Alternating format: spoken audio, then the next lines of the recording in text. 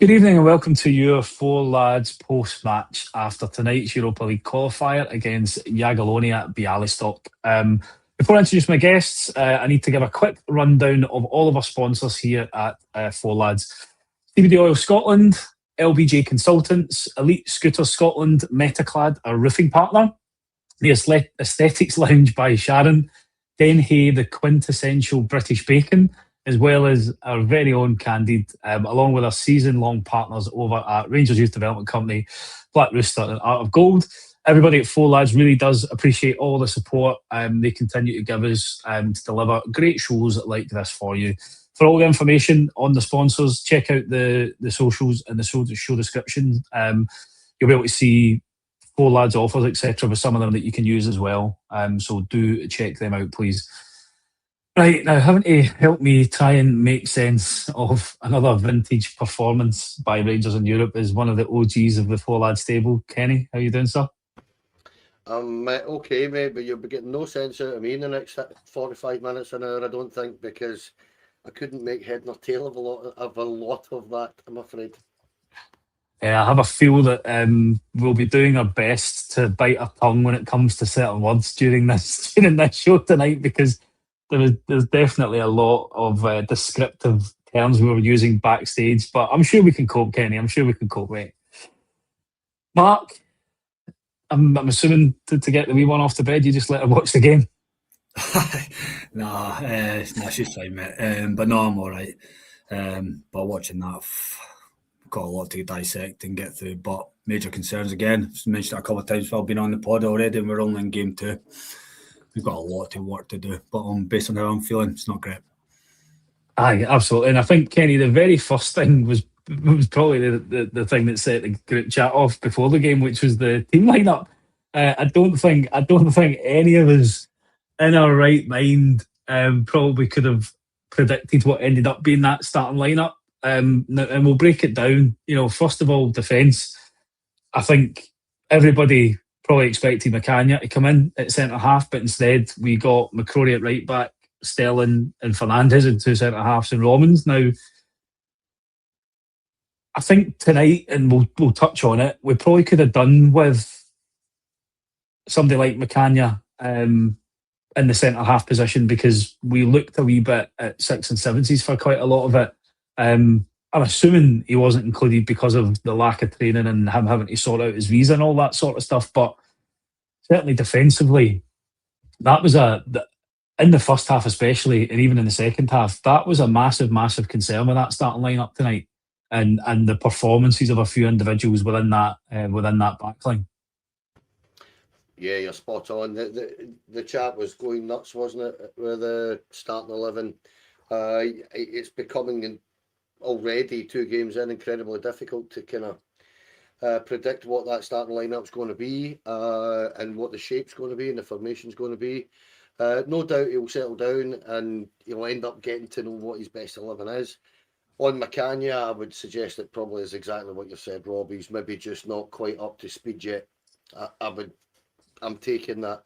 Maybe not, fully aware of the system that Derek McInnes is wanting to play or whatever. I don't mind the fact that Dujon Sterling went to centre half. I've got my concerns about the way we're playing our full-backs, full stop, never mind Ross McCrory or whatever. They're playing really quite high at times, and it's leaving us quite exposed. But I would suggest that you could have seen that coming with that lineup, because we were very, very open in the middle of the pitch at times as well. So the starting lineup was a surprise. I personally expected McCann to start, but wasn't totally stunned by the fact that he didn't, purely on the basis he's just in the door.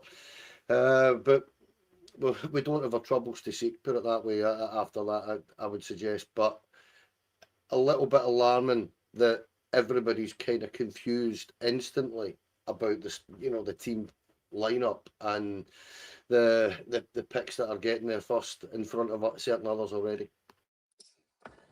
Absolutely, and I guess probably it doesn't get any easier to predict this lineup then when you look at the midfield, Mark, because ultimately I don't think anybody had a midfield three of Daniel Chutwani and Diamandi in a tough away game in Europe when you're looking to try and keep control of a midfield. I think we were probably expecting to see Devlin and maybe even Dragojevic start, because we spent a fair chunk of cash on him, and you want to see him play. So it probably smacks of the manager just trying to understand who he can count on a little bit. And ultimately, it is only his second competitive game. You know, I've got to put that caveat in there, but the players that are picked have got to be delivering a hell of a lot more. I guess it just frustrates us, given we've seen the movies with certain players and how they have the potential to let us down in some of these games. Absolutely, and that's the problem. History's repeating itself. Like Dio comes in, does a little bit for a while, and then the usual. He started all right, to be fair, first 5-10 minutes, but other than that, again, another full 90. Don't get it. Same on Friday. Don't understand why he played full 90 on Friday.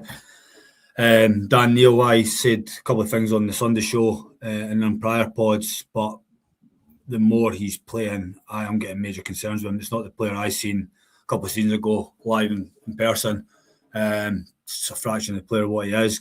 Pretty poor on the ball. Chutwani at times tonight. Give the ball away cheaply, pedestrianly, pretty poor. And I think you've seen that in the second half with the switches, etc., and sort of impact that had. But and then the attacking side, you know, Utoka came on, it started. I thought he'd done all right, given the circumstance. I thought he had a couple of moments. But again, there's a number of balls to him that are a bit short, hospital passes, but he managed to come out of it. Asgard, I think, we'll go into great detail again. Moments, okay. And then moments he's doing things in the wrong areas of the pitch, causing us problems. And also Chermiti starting, which I think was right.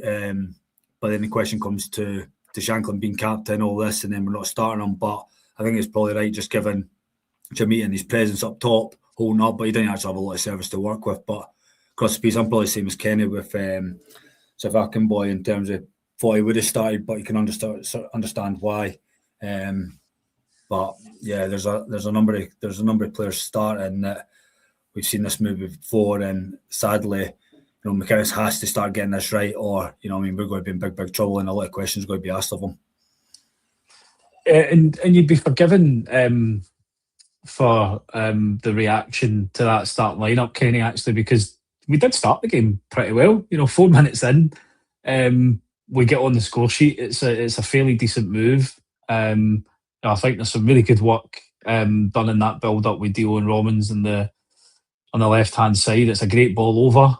You know, a shame Chermiti can't get a touch on it, but it's turned into the back of the net by the opposition player. And at that point, you know, we're kind of really positive, and we're thinking, great start, settle down, control the game, and build on that.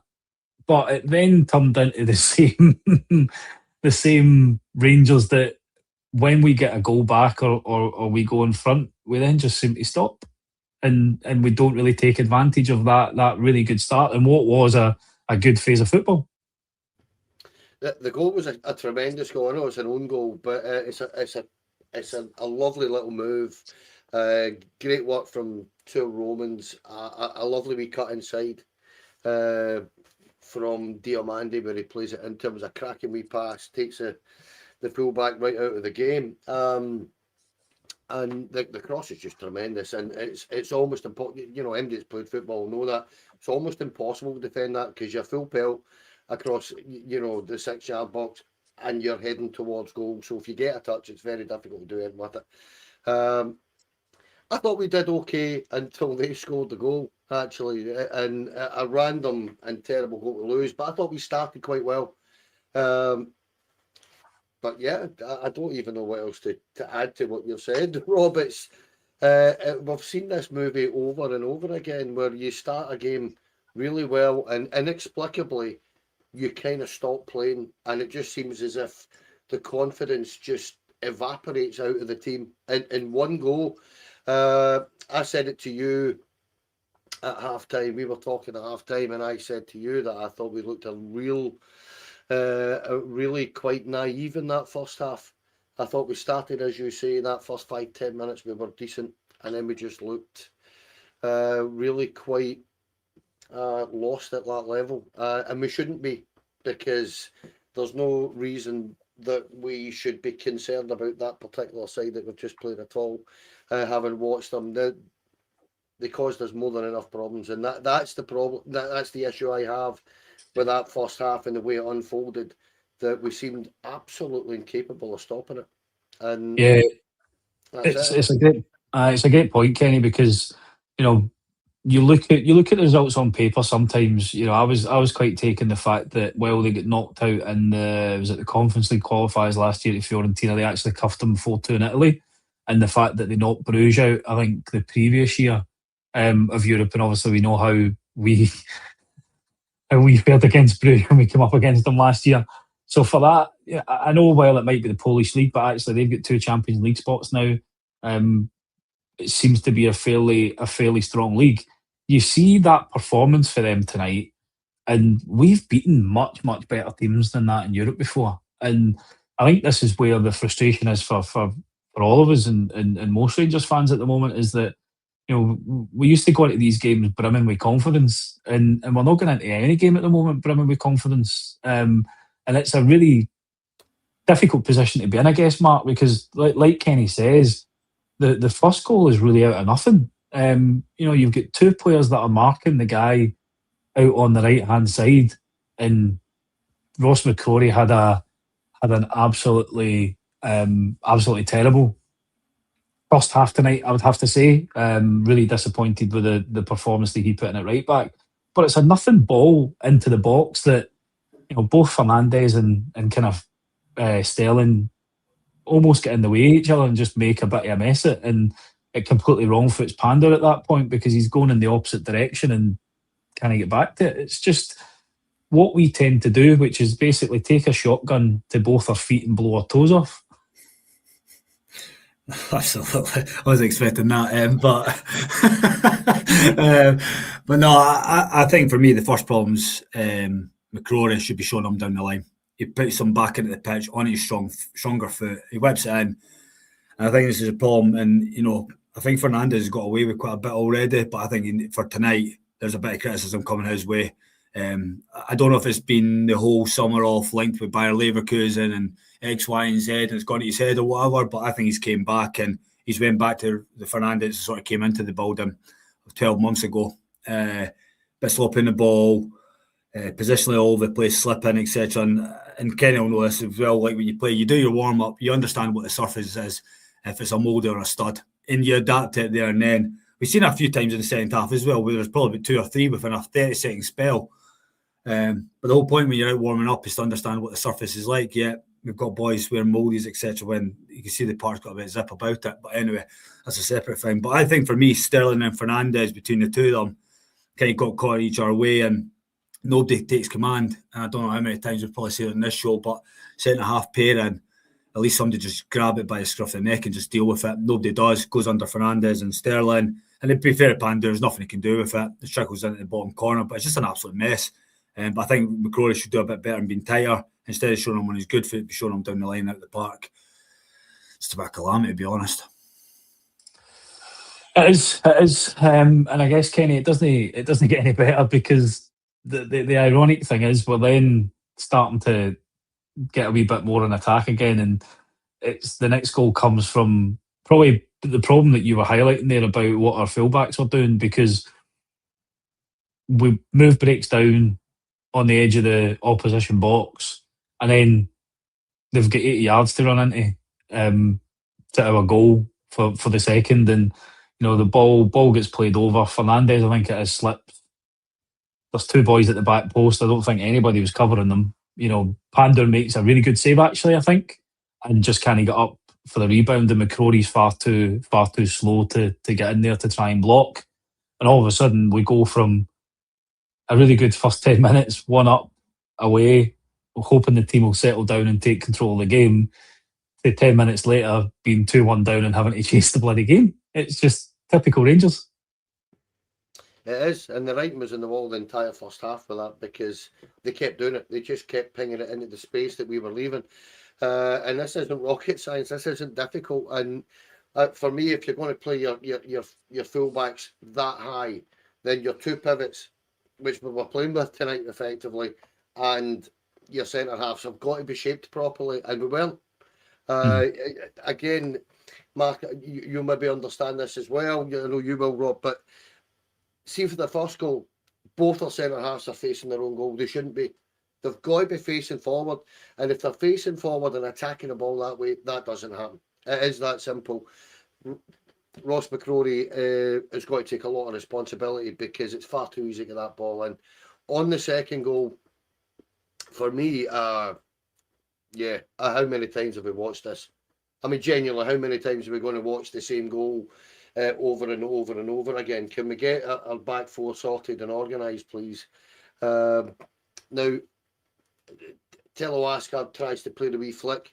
It's 80 yards for our goal. We've discussed this offline, right? But he's 80 yards for goal. He's in the edge of the penalty area. We have got all the time in the world to deal with this, but it's so easy for them, isn't it? And as you say, the shot comes in. Pander makes a fine save, actually, and there's Ross McCrory on his heels yet again for a tap in. And for me, it's just the same old, and I'm not going to sugarcoat that anymore. I can't. I am fed up watching it. I'm fed up watching us lose sloppy, weak, terrible goals that are of our own doing. See, if you defend just even, properly, it doesn't happen. And I mean, I remember you saying it at one point as well with Manny Fernandez in that first half. Why is he not going to the ball? The guy's about to strike the ball, and he's standing off and standing off and standing off. And we're watching this far, far too often. Now, Manny Fernandez, you're right, he's had a terrible start to the season. Our back line in general's had a bad start. And the only one that you could give, pass mark to at all would probably be the keeper, who hasn't done much wrong. He's been caught wrong-footed a couple of times for the Dundee United goal and the first goal tonight, but that's not his fault. It needs fixed. I mean, I'm going to hark back very quickly to what we've been banging on about all week on here, is that to leave the manager in that situation where it's a completely makeshift back four that will probably never play together again. I mean, it's not good enough, and we really need to get bodies in, lads, because we can't persist in defending like that. And I'm really surprised that Derek McInnes side is defending like that, because it's the first thing I thought when Derek came in, is that he would actually work with that and work a lot with it, and we're not seeing the benefit of that yet at all. Yeah, well, no, I think that's a surprising thing for a lot of people, is that we expected there to be a bit more togetherness, Mark, as a team, and at the moment it still looks like a bunch of individuals that are out there just now. Now, it's a great comment Kenny's made there about recruitment, because not only were we lacking in the difference makers in the final third, which will help with that creativity because you're less reliant on your fullbacks to give you width, but if McCrory is still carrying that knee injury and he's trying to play through that, but the fact that we don't have another centre half there, other than McCanya, to be able to bring into that team, especially if Fernandez is losing form, because if he's losing form, he shouldn't be starting. But at the moment, he's the only fit centre half that we had until we'd signed McCanya. We're still pretty light at left back. God forbid something has Romans has an injury and we lose him. That in-depth bit is a real concern at this stage of the season. And like Kenny says, it's not as if it's a surprise. I think we've harped on about it quite a bit, and the recruitment team should know about it, that we lost a lot of players across that back line, but we just haven't replaced them with anybody. Absolutely, mate. And that's the thing. We knew this was happening. Come a number of them were loans, etc. At the end of the season, so we had an exodus, and rightly so. And it's all about that forward planning, and I know these things. We obviously football manager and that you buy a player a few days and they come in. It's never that straightforward. I get all that, but we're on the 6th of August now. We're in the qualifiers. We're league's underway. I know business still takes place into August, but the core fundamentals we should have had ticked off by now, and we just haven't. And we talked about defensively where we're lacking. Godfrey's out now. Anything else happens to Sterling McCrory or Romans, we have no cover there. We're going to have to bring in young boys, and it's a major risk and also a concern. We need at least another centre back, and that's minimum. I think the way Derek McInnes plays, I think we need another right back. I don't think McCrory fits the system. I think he's defensively, not on tonight's show, obviously, but I think he's defensively solid. You know, he's got a bit of presence about him. He can make a tackle, etc. But I think the way we want to attack, McCrory doesn't really offer. I don't want to go back to Tavernier, but Tavernier will get the ball at his feet and put balls in the box. McCrory's not got that in his locker.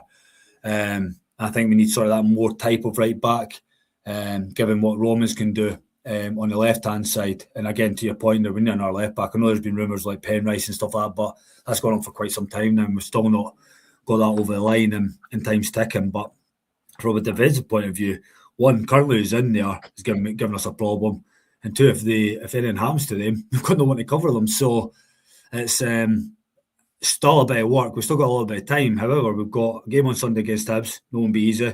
Got a return leg of this European tie, and then, you know what I mean, the games are thick and fast here. We need to get moving with this, or we've got a major problem. No, we do, and I guess brings us on to probably what happened at half time, Kenny, because again, it's another game where there's multiple changes to the manager's starting lineup at half time, and I guess probably points to the fact that he's still trying to work out what his best 11 is. You know, Raskin, Devlin, and Cust come on for Dan Neil, Chukwani, and Yokota. As I said, I feel quite sorry for Yokota tonight. He was kind of thrown in at the deep end. Looked okay, but I think was probably a victim of maybe changing the way that the team was shaped up a little bit so that he could make space for bringing Raskin and Devlin on. And I guess this is something that McInnes is going to have to do pretty quickly. He's going to need to learn that there are certain players still in this squad that you cannot rely on, unfortunately, and trying to shoehorn them into the starting lineup is probably going to cause problems, because that's going to lose the fans pretty quickly. And if we keep making the same mistakes over and over, it's only going to lead to one thing. Yeah, that's the second game in a row that Derek's got his team wrong. There's just no question. I see his team selection was wrong at the start of the game. We were far too open. Couldn't pass the ball particularly well at all. I thought Dan Neil, and listen, we were talking again before we come on, but I have bigged Dan Neil up a lot all summer since I knew he was coming in, and I genuinely am stunned at how poor he was in that first half. But really poor positionally, passing was poor. Too easy to run past. Guys were running past him as if he wasn't there, and it's a concern. How Mo Diamandi stayed in the park for 90 minutes is, I will never know. Genuinely, I thought you had a really quite poor game. And again, we've highlighted this at the start of the show that we didn't feel the back four looked balanced particularly. I didn't think the midfield looked solid or physical enough. I know you've got Chukwani in there for the physicality, but when you look at Asgard, he's got all the physique in the world, but he's not going to use it. Mo Diamandi's the same. Dan Neil looked a bit soft on the ball, and as I say, I'll go back to this again. Some of our players looked quite naive. Now, we shouldn't be naive at that level. Even the ones that were brought in have all played at a decent level here. Come on, we've got to be better than this. And that's my kind of concern about Derek McInnes' first two team selections here, is that you're basically giving the opposition 45 minutes, and then you're giving yourself 45 minutes to try and rectify it. Now, we walked in half-time on Friday, and he had to change it drastically. He's done it again. It's very, very important, particularly in a game away from home in Europe, that you get your team selection right. You've got to get, you've got to have a foundation to play, to play from. And I didn't think we managed that really after about 5, 6, 7 minutes of the first half. I thought we were so easy to play against a European league. You can't allow that to happen. You've got to be better than that, and that's the kind of bit of stick I'll give Derek McInnes here, because that's 2 games in a bounce. His first 2 games in charge, and he's got it very, very wrong team selection wise, I've got to say. Yeah, and I think in games like tonight, I think we've said it already, midfield is really where you can control these games. Now, second half, I did feel that, having Raskin and Devlin in the middle of the pitch certainly made a difference. I think they were a marked improvement on Chuck Wani and Dan Neil. Um, I think the only other change that I think I would have liked to have seen was potentially moving Sterling to right back and bringing McCann on and giving him his debut at centre half, because I just felt that might shore things up a little bit. But it took us until the 75th minute to probably bring Dragojevic on, and actually he did pretty well when he came on, Mark. And I think if you're looking ahead to the Hibs game at the weekend, my midfield three, if we're going to do that, would be Dragojevic and Devlin as your kind of protectors, and allow Raskin the freedom to maybe get forward a bit more and try and influence things in the final third. But we definitely need to have grafters in there, allow players like Asgard, etc., to maybe do their thing more creatively, and allow them to cover the full backs, etc., if we are still going to insist on them pushing up and trying to help us with the width. Yeah, I think the three you've just said is who I would play on Sunday, and I would put Yoko on the right, and I put Finlay Curtis based on how he done tonight on the left. That's how I would do it. I think Asgard probably for me would just take a bit of time out of the team. There's a few moments tonight in particular that didn't work for him. And for me, playing him on the left, I think he's probably better as a 10 in the middle. I think when he's out there, he's kind of exposed and doesn't really influence the game as much as he does in the centre. But that three, or the two in particular, came on, I think you could definitely see a shift in our tempo. We're a bit more, to Kenny's point there, about that balance. We definitely had that with Raskin and Devlin coming in there. Grafters, keep the ball. And it wasn't perfect as such, but there's just more a foundation there to build on. Don't get me wrong, we gave a couple of chances here and there, but we weren't as exposed as what we were in the first half in particular. Don't get me wrong, there's still some balls getting played over the top, but that's not the midfield's fault. And I think they just give us that support. And like you said, if you can probably have Raskin or Dragojevic driving on a little bit with Devlin, one of the other two supporting them, it gives us that opportunity to get up the pitch. But I just thought we were a bit better in the ball in the second half as well. We started well in the first, but as the time went on, we almost thought we got poor. And to Kenny's point, I'm the same as him. I've bigged up Daniel massively, but he's just not cutting it now. And I don't know what's going on with him, because, he's technically he's got ability, but he's just not delivering for Rangers right now. And I think, the likes of Raskin coming in, I know we're talking about will he stay, will he go? If he's fit and if he's ready, he plays every week until he goes. It's as simple as that. We don't have an option. Clearly, when he's in that team, he has a major impact. And obviously, Dragojevic as well. Now, when I think you're right, he had some tiny touches. Now it's a matter of him getting games. None of this drip feeding. Boys been in for a week or so. Get them playing. Yeah, absolutely. And on the Curtis point there, Kenny, I think it's a good one for Mark, because actually he did look really, really bright. I think kind of had this discussion in the group chat while he was doing it. There's a couple of times where he's maybe made the wrong decision, but he certainly looked a threat on that left-hand side, which is more than we had in the first half. He got down the wing, their full-back, kind of looked a bit more scared to attack with him there, because he knew that he was going to get in behind him. There was a couple of times where cross balls across, obviously that late chance where Shanklin's knocked it back to him and he's smashed it off the post. So you've got to kind of look at that and say, well, actually, you've earned your spot for Sunday. Finlay, go on, build on that performance and hopefully shows a wee bit more of that clinical finishing once you've got the match fitness back up.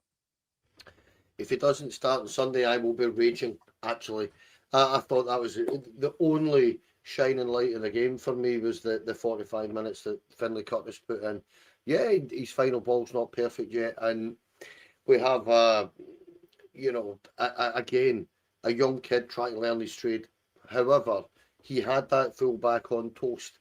The fullback didn't know whether he was going to cut inside or go down the line. He did both on a number of occasions and kept beating his man. I don't know what else he's got to do to get a game. I think we've always, Rangers supporters, been crying out to see a bit of Finlay Curtis, because anytime he's played for Rangers, we've looked at him and went, there's a player in there, a real good player. Meanwhile, guys like Gassama and stuff like that, and Ant-Man have been getting a game in front of them, which is really frustrating.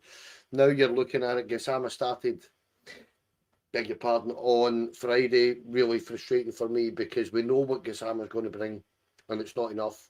So in that sense, yeah, the balance was much better with Finlay up front. I thought with Finlay there, because we managed to dictate play in the middle of the pitch because Raskin and Devlin were controlling the midfield. I thought much better, and we managed to push it out wide, and a number of times Ruman's doubling up with them and causing bother there. Even Ascard, until he went off, the three of them playing in wee triangles round the penalty. The edge of the penalty box was great. It was a bit more productive, and even then we were managing to get Ross McCrory into the game a bit more when we switched it, and Ross McCrory was managing to get us slightly farther forward and have a bit more to his game than he managed in the first half. So it's about, again, I'll say it again, for me, in a football team, when you're trying to get a balance about them, and the Finlay Curtis gives us a balance about the middle to front for me that we don't have if he's not there. Yeah, and it's interesting you talk about that final third piece, because it was one of the points that I was going to start to bring up, Kenny, which is that if you're going to start to be able to do that and get some success going down the line in the wings, you've got to have an attacker that is playing between the sticks. I think, Mark, this is probably one of the biggest frustrations that I and probably a lot of other Rangers fans have with a certain Yusuf Chermiti, that a lot of his work is done frustratingly outside the box, and you want your striker to be in that penalty box in the dangerous areas, that when Finlay Curtis is coming down that left-hand side and putting a ball in, he's not crossing it to Diamandi at the back post, but he's crossed it into Chermiti, who's probably going to make better fists of a header and not stick it straight over the bar like Diamandi. Although, to be fair, his heading ability might not be the best, but you know what I mean. You want your striker in between that sticks where the dangerous bit is, because that's where he's got the best chance of scoring, rather than being out wide in the wing trying to create and cultivate his own chances. He needs to spend a week with McCoist and literally just learn how to be in that penalty box, just proper old school. Because the ball, I know we talked about Finlay Curtis's final ball, but there's areas he put into. Any number 9 would have been there sniffing about. But Chermiti's movement, as you said, he's sometimes away from the box, he's down the channels, etc. He needs to spend a bit of time with McCoy's and understand that area, anything from 18-yard to the penalty box, either side of the post, and just learn how to that movement. Because he's got parts of his game that's really good, but around the box, as you said, he's just nowhere to be seen. And one that I think he just needs a bit of education. And one that he can work on and become a better player. But that is a frustrating thing, because there's moments of brilliance. We've seen his overhead kick last season, his performance against Hearts, Parkhead away. He's had moments of absolute brilliance. It's that inconsistency and not doing it enough for me. However, I don't think he had a lot to work with as well. To me, there were moments with Finlay in the second half, but there was points in that game. You can see he was working hard. He was getting frustrated. There's balls going down the channel when he was wanting to feet. And that can also be frustrating as being a striker, but there's things that he can work on. But I think if he works with a legend, he could definitely become a better player. And just on Finlay Curtis as well, with his final ball, I think if he just works on that, because he gets in the areas and he's quick to get that yard of space, opens himself up, and then he's obviously firing it in. If he can just learn to be that first man, we've got a player in there. He's definitely he's a good footballer. He just needs to work on that final ball. But all the positive things for Finlay Curtis tonight. Yeah, I would concur and agree with that. And I guess, Kenny, it's vitally important that we continue to try and get quality in that final third, because that's the thing that's really going to kill us over the course of this season. I think, if Raskin does go, we've got to replace him for a light quality, because from what we've seen with the likes of Dan Neil, etc., he's never going to be a light for light replacement for Raskin based on current form.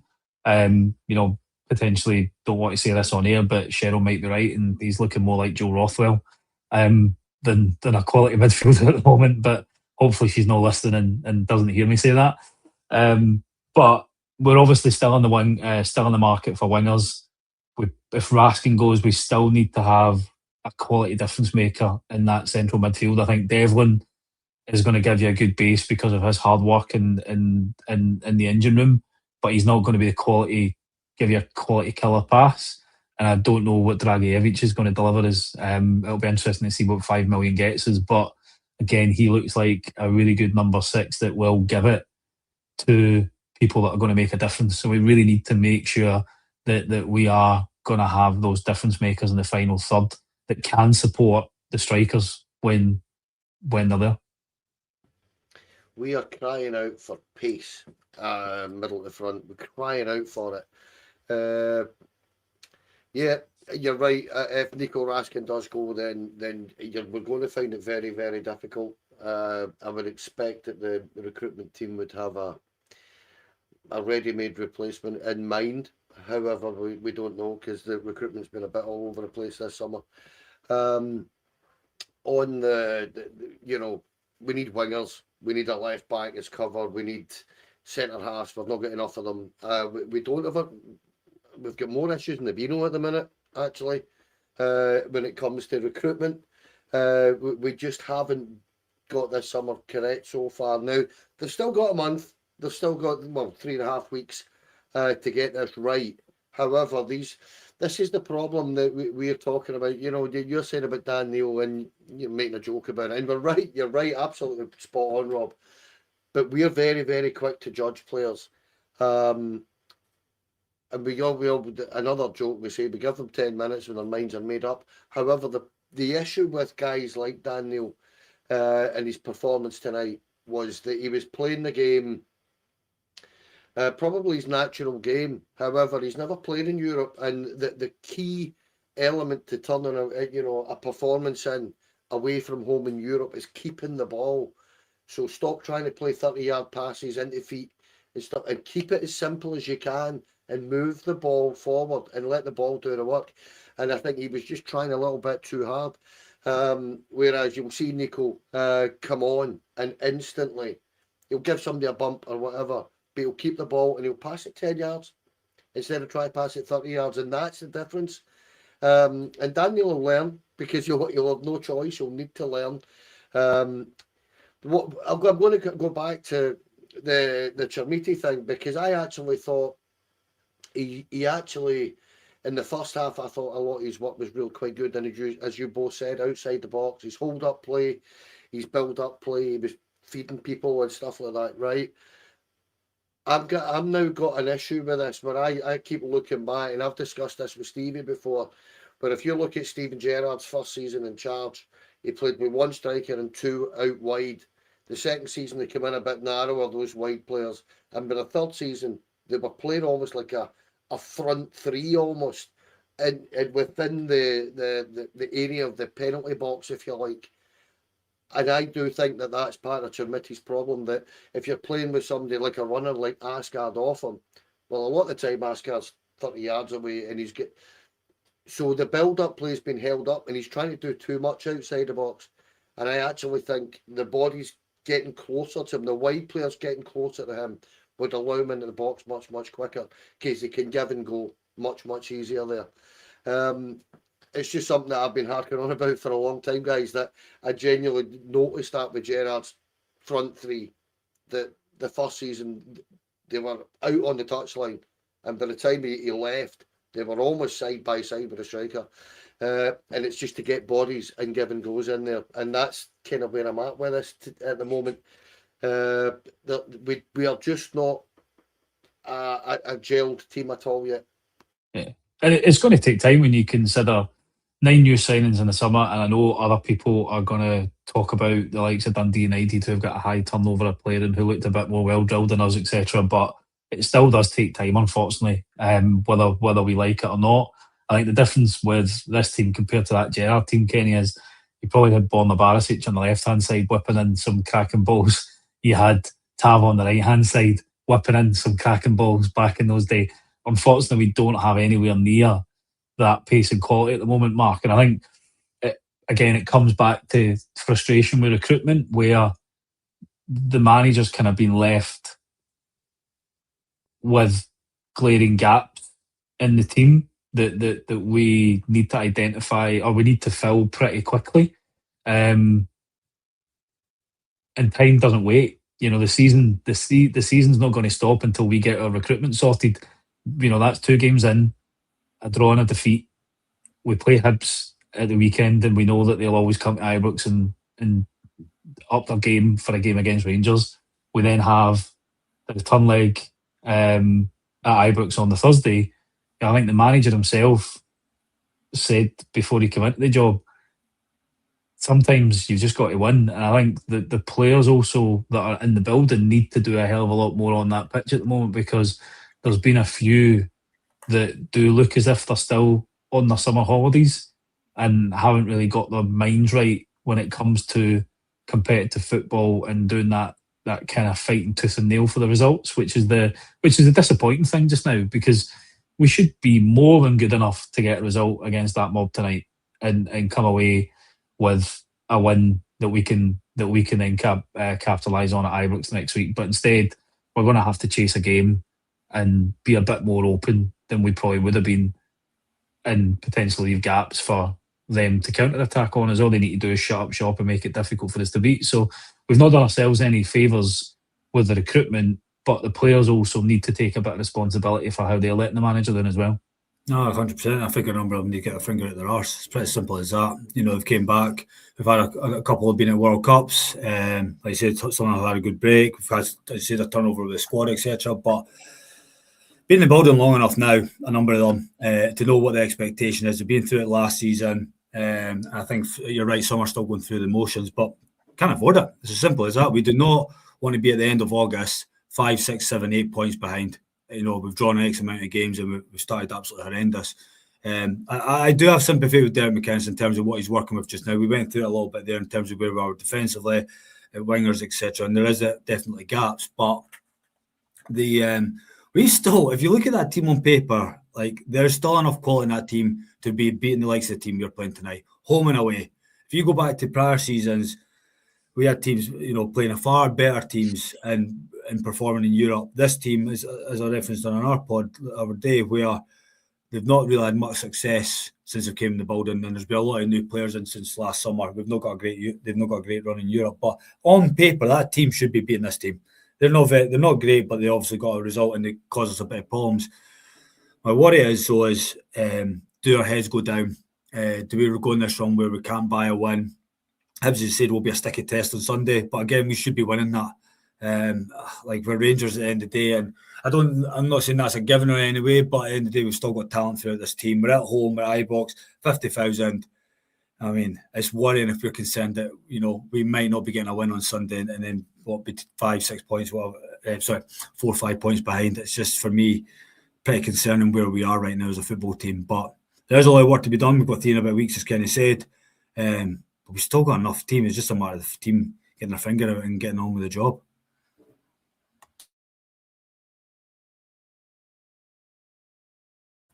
You're on mute. I am. I usually don't put on mute, so that's why. Apologies. There we go. At least it gives everybody a bit of a laugh. I can see Kenny; he's about to choke. Love it. Absolutely, mate. We're at the 45-minute mark. I think that is enough post-match analysis. We can all get back to our nights and look forward to the game against Hibs at the weekend. Now, before we go, I've got to give another big mention and thank you to all of the sponsors that we've got here at Four Lads. CBD Oil Scotland, LBJ Consultants, Elite Scooters Scotland, Metaclad, who are our roofing partner, the Aesthetics Lounge by Sharon, Denhay, the quintessential British bacon, as well as our very own Candid, along with our season-long partners over at Rangers Youth Development Company, Black Rooster and Art of Gold. Again, you know, thank you for all of the support.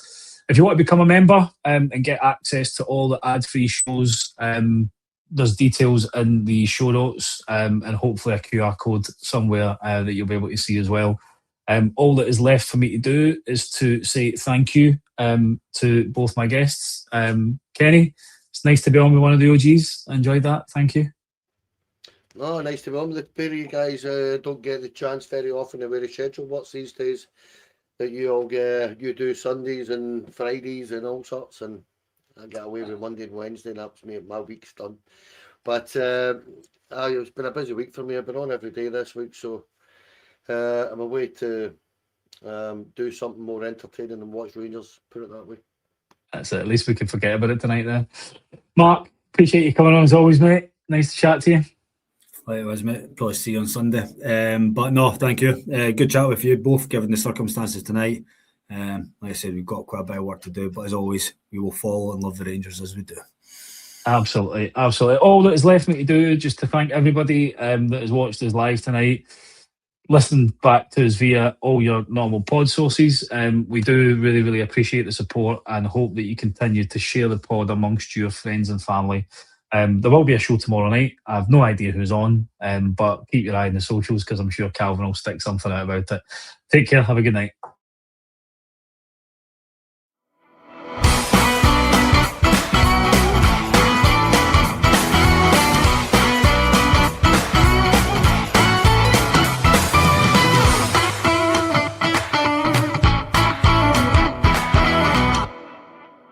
The Four Lads Rangers podcast is proudly sponsored by Candid, LBJ Consultants, CBD Oil Scotland, Elite Scooters Scotland and Metaclad, Four Lads exclusive roofing partner.